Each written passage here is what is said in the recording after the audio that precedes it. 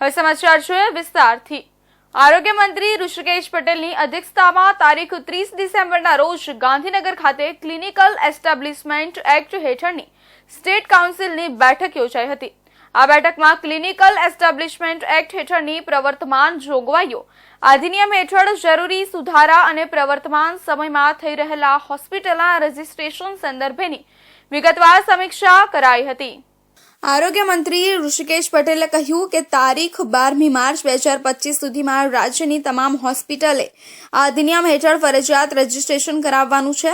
સમય અવધિમાં રજીસ્ટ્રેશન ન હોય તેવી આરોગ્ય સંસ્થાઓ સામે નાણાકીય કાર્યવાહી ઉપરાંત કાયદાકીય સખ્ત પગલાં ભરવામાં આવશે। રાષ્ટ્રીય, રાજ્ય અને જિલ્લા સ્તરે ક્લિનિકલ એસ્ટાબ્લિશમેન્ટની ડિજિટલ રજિસ્ટ્રી સ્થાપિત કરવી ખૂબ જ જરૂરી છે। રજીસ્ટ્રેશન સિસ્ટમ દાખલ કરીને અયોગ્ય પ્રેક્ટિશનરો દ્વારા ઉટ-વૈદુ રોકી શકાશે તેમ મંત્રીએ ઉમેર્યું હતું। આ અધિનિયમની કડક અમલવારીના પરિણામે ઉપચાર પદ્ધતિ પર અસરકારક નિયમન થશે તેમજ હિતધારક ભાગીદારી અને ઉપચાર પદ્ધતિઓ દ્વારા આરોગ્ય સેવાઓની ગુણવત્તા સુધરશે। કાયદા હેઠળ નોંધણી ફરજિયાત છે અને માન્ય તબીબી પદ્ધતિઓ માટે જ મંજૂર છે, જે તાત્કાલિક આરોગ્ય પરિસ્થિતિઓમાં વધુ સારા સંચાલન અને નોંધણીમાં સુધારો લાવશે।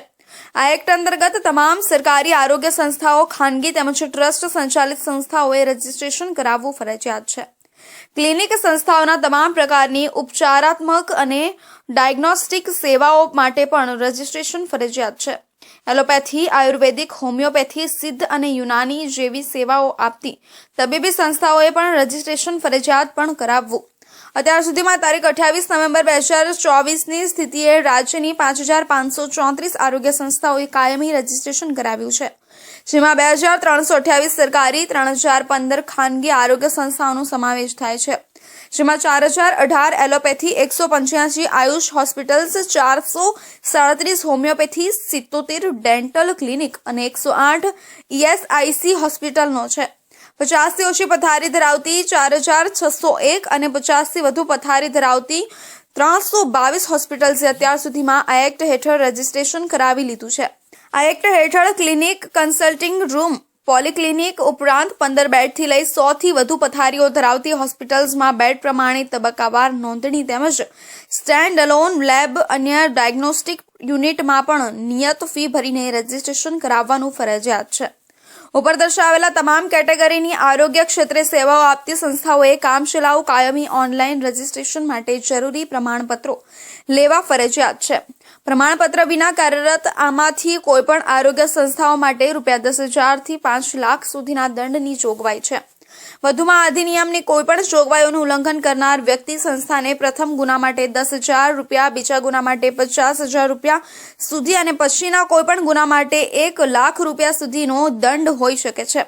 તદુપરાંત અધિનિયમ હેઠળ આપવામાં આવેલા આદેશનું જો કોઈ વ્યક્તિ અથવા સંસ્થા ઇરાદાપૂર્વક અનાદર કરે અથવા કોઈ કાર્યો કરવામાં અવરોધ ઊભો કરે તેવી વ્યક્તિ સંસ્થા ₹5 લાખ સુધી દંડને પાત્ર જોગવાઈ છે।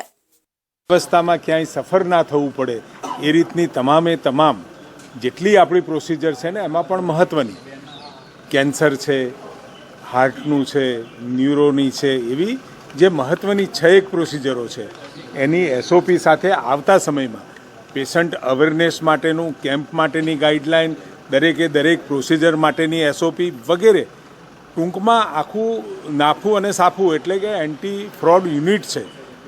નાફુએ એલર્ટ કરેલા, જનરેટ કરેલા જે પણ એલર્ટ છે એ તમામના મોનિટરિંગ અને સાફુ માટેની પણ અલગ વ્યવસ્થા।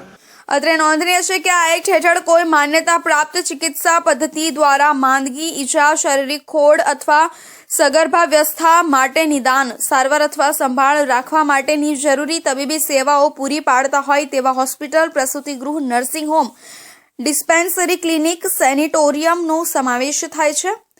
તદુપરાંત રોગોના નિદાન અથવા તેની સારવાર માટે લેબોરેટરી અથવા અન્ય તબીબી સાધનોની મદદથી જ્યાં પેથોલોજીકલ, બેક્ટેરિયોલોજી, જેનેટિક, રેડિયોલોજીકલ, રાસાયણિક, જૈવિક તપાસ અથવા અન્ય રોગ નિદાન સેવાઓ આપવામાં આવતી હોય અને જે સરકાર અથવા સરકારના વિભાગ, જાહેર અથવા ખાનગી ટ્રસ્ટ, કેન્દ્રીય, પ્રાંતીય અથવા રાજ્ય અધિનિયમ હેઠળ રજીસ્ટર થયેલું સરકારની માલિકીનું હોય અથવા ન હોય તેવું મંડળી સહિતનું કોર્પોરેશન, સ્થાનિક સત્તામંડળ અને કોઈ ડોક્ટરની માલિકીની અથવા તેના દ્વારા નિયંત્રિત અથવા સંચાલિત ચિકિત્સા સંસ્થાઓ હોય તેને આ એક્ટની જોગવાઈ લાગુ પડે છે.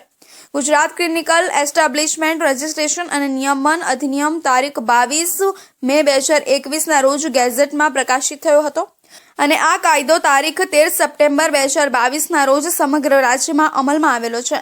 ગુજરાત ક્લિનિકલ એસ્ટાબ્લિશમેન્ટ અધિનિયમ 2021 અંતર્ગત નિયમો અને નિયમન તારીખ 13 માર્ચ 2024ના રોજ ગેઝેટમાં પ્રસિદ્ધ થઈ અમલમાં આવ્યા છે.